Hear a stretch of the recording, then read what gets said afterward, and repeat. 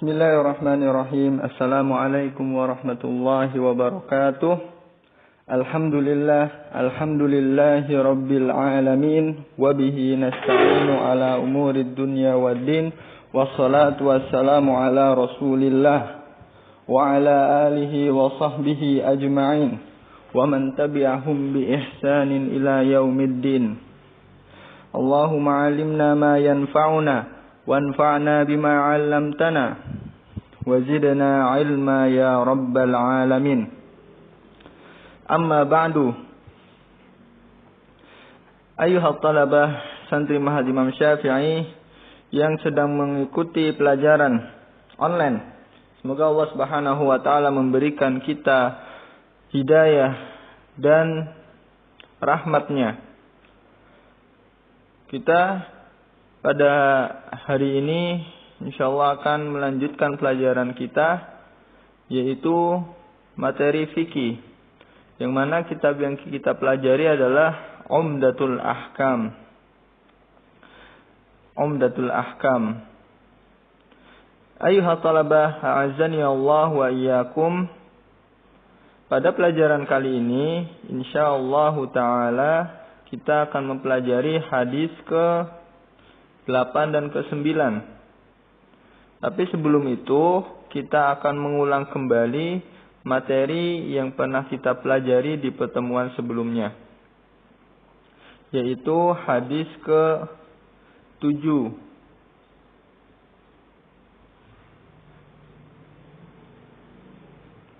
Ikhwati fiddin, a'azzani Allah wa iyyakum.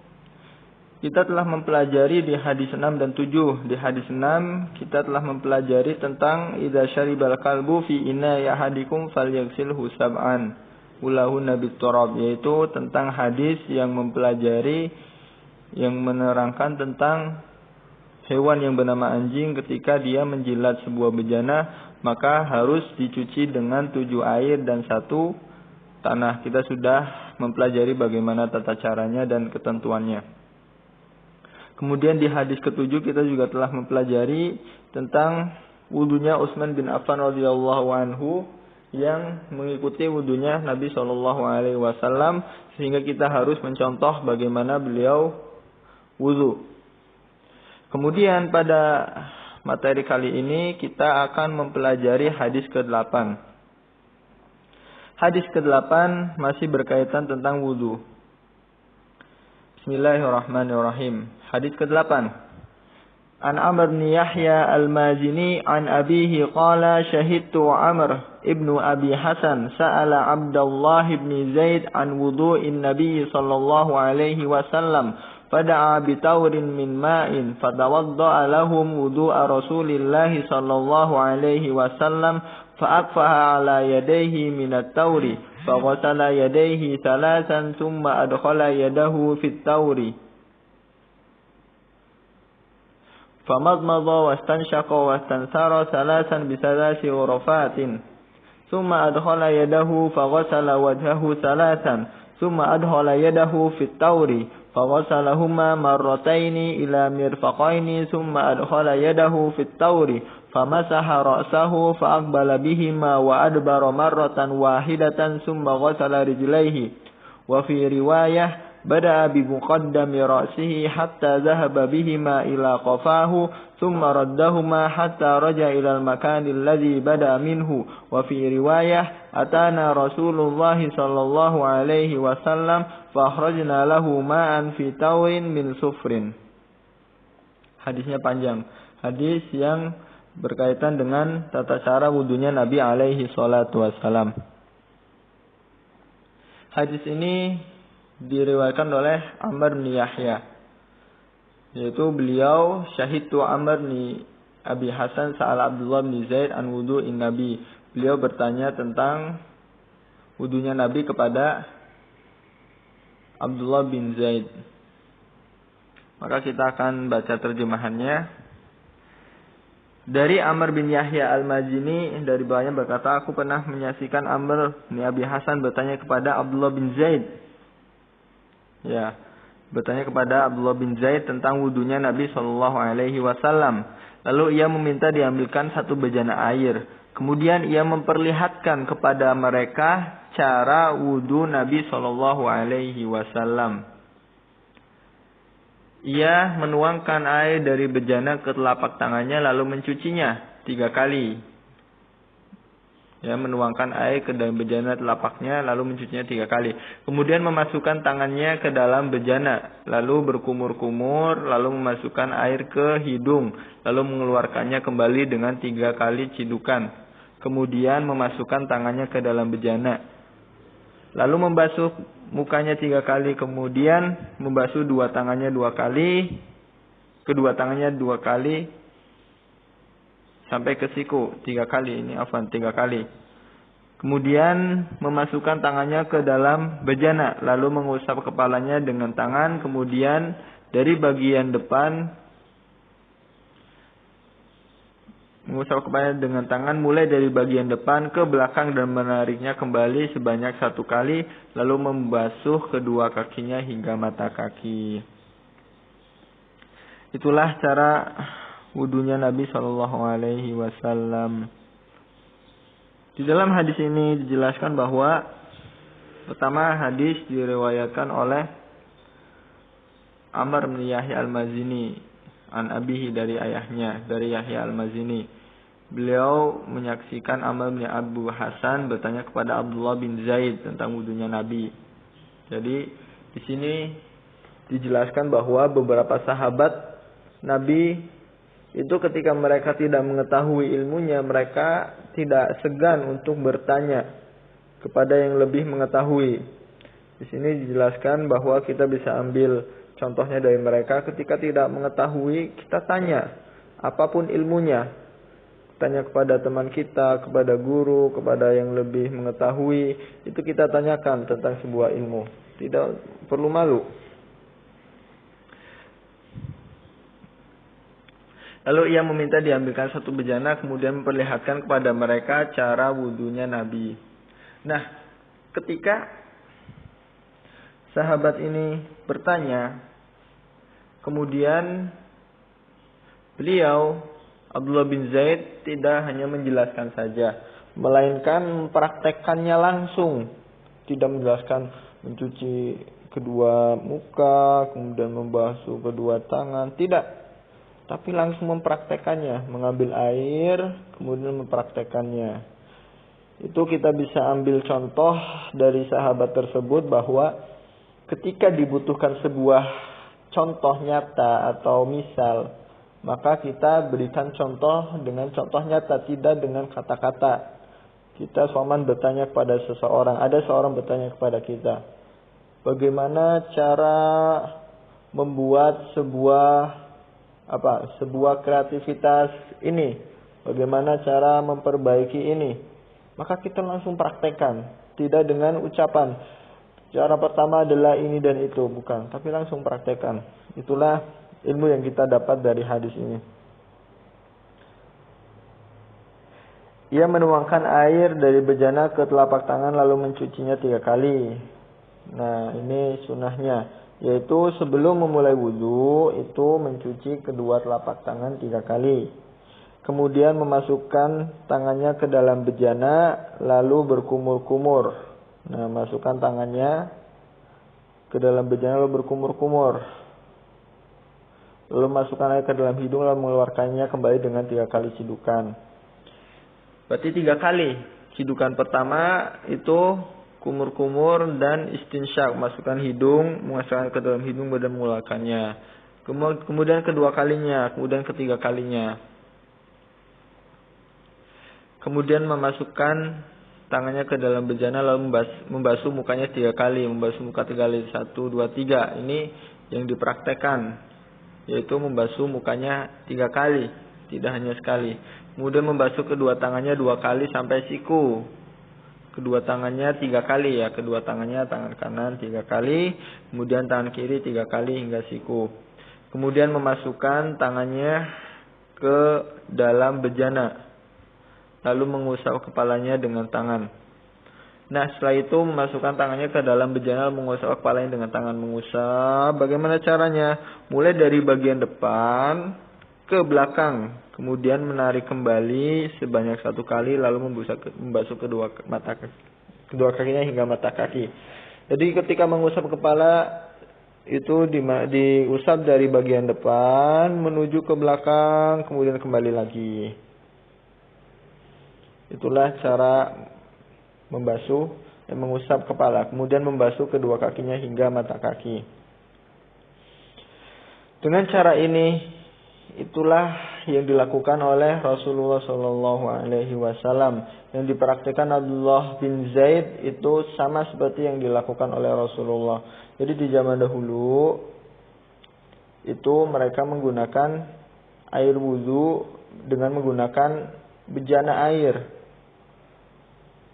Mungkin seperti baskom atau lainnya, bejana air. Tidak seperti zaman sekarang. Kita menggunakan air wudunya dengan apa? Dengan keran. Tidak mengapa kita menggunakannya dengan keran, asalkan bisa hemat dalam penggunaan air. Tidak boros, tidak berlebihan. Karena berlebihan hingga membuat sebuah mubazir itu adalah perbuatan syaitan. Ayuhal ikhwa azani Allah wa iyyakum. Maka jelas di dalam hadis ini tata cara wudunya Nabi SAW dari awal hingga akhir, dari mencuci tangan sebelum berwudu sampai hanya telapak tangannya saja hingga membasuh kakinya, itu yang dilakukan oleh Nabi. Maka kita sekali lagi mencuci tangan sebelum berwudu itu adalah anjuran ketika ingin berwudu, ketika mulai berwudu. Ya, jadi mulainya itu dengan mencuci telapak tangan kita kedua telapak tangan kita. Ayolah wa azani Allah wa iyyakum. Hadisnya jelas ya tentang tata cara wudu Nabi sallallahu alaihi wasallam. Dan kita akan masuk ke faedahnya. Faedah hadis yang pertama, cara berkumur-kumur dan istinsyak, yaitu disunahkan ketika mengambil air untuk berkumur-kumur dan istinsyak dengan 1 cidukan tangan. Di sini dijelaskan bahwa Rasulullah atau Abdullah bin Zaid mencontohkan dan melihat Rasulullah berwudu itu dengan 1 tangan. Cukup. Agar apa? Agar tidak banyak mubazir. Air yang digunakan itu tidak banyak. Makanya beliau menggunakannya dengan dengan 1 tangan, dan itu ternyata cukup. Ketika kita bisa mengamalkan sunnahnya, itu akan cukup. Tapi kalau kita merasa kurang, berarti belum sesuai dengan sunnah. Kalau sesuai dengan sunnah pasti cukup. Dan ini dilakukan 3 kali. Mengambil air, kemudian berkumur-kumur 3 kali.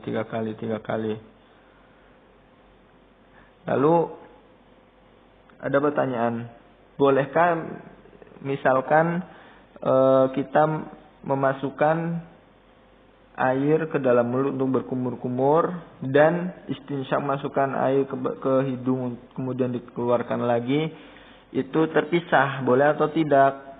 Boleh. Jawabannya boleh. Karena ada suatu riwayat bahwa Rasulullah itu pernah berwudu dengan memisahkan antara air untuk berkumur-kumur dan air untuk istinsyak. Tapi di hadis ini disebutkan bahwa berwudu dengan air dimasukkan ke mulut dan istinsyak. Dua-duanya boleh, silahkan ambil yang termudah. Asalkan benar, yaitu berkumur-kumur kemudian memasukkan air ke dalam hidung, itu benar. Kemudian faedah yang kedua adalah cara mengusap kepala yang benar, yaitu dimulai mengusapnya dari bagian depan dan menariknya hingga sampai bagian tungkuk, lalu menariknya kembali ke tempat semula. Nah, di sini dijelaskan bahwa mengusap itu ternyata seluruh kepala, dari depan hingga ke belakang, kemudian kembali lagi. Itu cara yang telah diajarkan oleh Rasulullah. Tidak sebagian kepala saja. atau ujung rambut saja, tidak. Tapi apakah sah wudu dengan sebagian kepala? Beberapa ulama mengatakan itu sah, boleh, tidak batal. Tidak batal. Sebagian kepala saja, sepertiga itu nggak apa-apa. Tapi kalau hanya ujung rambutnya saja, maka ini tidak sah, karena dia membasuh rambut, bukan membasuh kepala. Yang disunahkan, yang diwajibkan adalah membasuh kepala, mengusap kepala, bukan mengusap rambut. Ikhwati fiddin, a'azani Allah wa iyyakum. Kemudian faedah yang ketiga, mengusap kepala hanya dilakukan sekali saja, tidak 3 kali. Ini adalah pendapat jumhur ulama.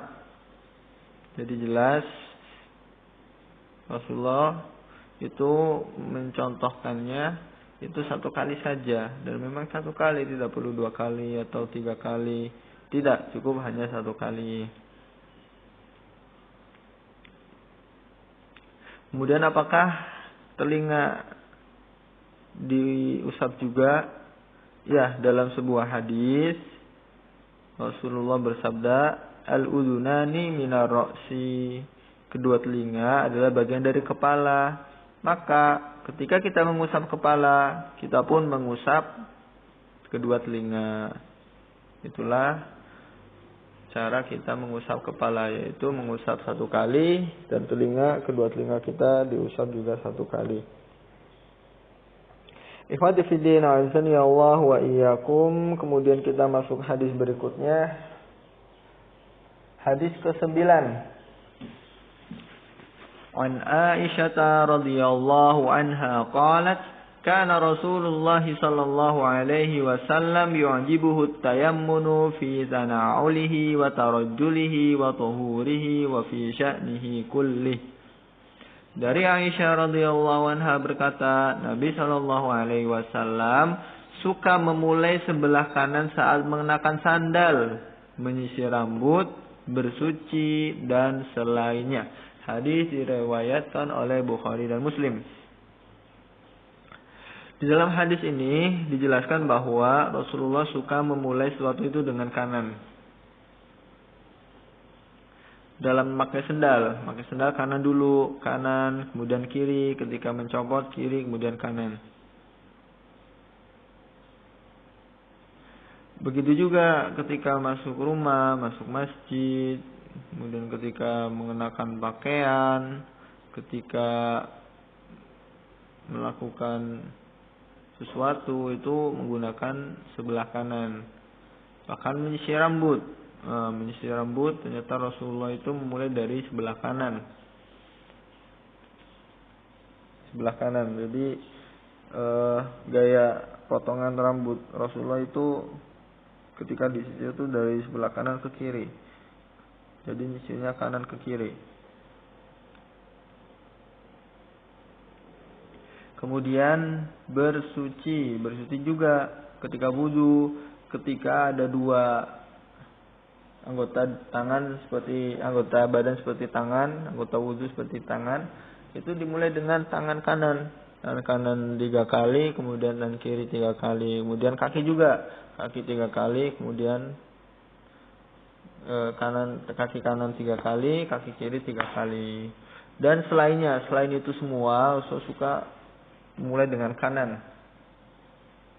Semuanya memulai dengan kanan, karena itu yang disunahkan. Maka ketika kita ingin tahu kenapa harus kanan sih? Ya karena itu sunnahnya dari kanan. Mana dalilnya? Dalilnya adalah hadis diriwayatkan Aisyah radhiyallahu anha qalat, kana Rasulullah sallallahu alaihi wasallam yujibuhu at-tayammunu fi tana'ulihi wa tarajjulihi wa tuhurihi wa fi sya'nihi kulli. Kalimat wa fi sya'nihi kulli, dan segala urusannya semuanya. Itu maksudnya. Itu semuanya dengan kanan. Ikhwati fiddin, a'azzani Allah wa iyyakum. Kemudian kita ambil faedah. Ya, di dalam ini hadis ini dijelaskan, sudah di dalam page ini, halaman ini dijelaskan bahwa ada hadisnya dan ada terjemahannya. Kemudian kita ambil faedah hadis. Faedah yang pertama, disunahkan dalam berwudu memulai bagian wudu sebelah kanan. Nah, itu adalah kesepakatan para ulama untuk mendahulukan bagian wudu sebelah kanan. Karena Rasul melakukannya sebelah kanan, maka para ulama sepakat untuk memulai dengan sebelah kanan. Kemudian yang kedua, ini disunahkan ya. Jadi ketika para ulama sepakat itu disunahkan. Lalu bagaimana jika memulai sebelah kiri dulu? Apakah wudunya sah? Wudunya sah tapi tidak sesuai dengan sunnah Rasulullah. Tidak mengikuti sunnah. Jadi dia menyelisih sunnah. Nah, ketika ini meremehkan bahaya ini. Intinya yang disunahkan oleh Rasulullah itu adalah memulai dengan kanannya. Maka yang dicontohkan demikian kita ikuti. Sedangkan sunnah berarti boleh dong. Ya, tapi kalau yang mau melakukan itu berarti akan menyelisih sunnah. Kemudian disunahkan saat mengenakan sendal memulai dengan sebelah kanan. Ya, mulai dengan sendal atau mengenakan baju atau masuk rumah atau masuk masjid itu sebelah kanan. Kanan. Maka dalam hal ini tulisan Arab pun dimulai dengan kanan. Ya, lihat nih. Dimulai dari sebelah kanan ke kiri, ya kan? Kanan ke kiri. Itu dari sananya memang menggunakan sebelah kanan. Beda kalau tulisan Indonesia dari kiri ke kanan, dari kiri ke kanan, dari kiri ke kanan.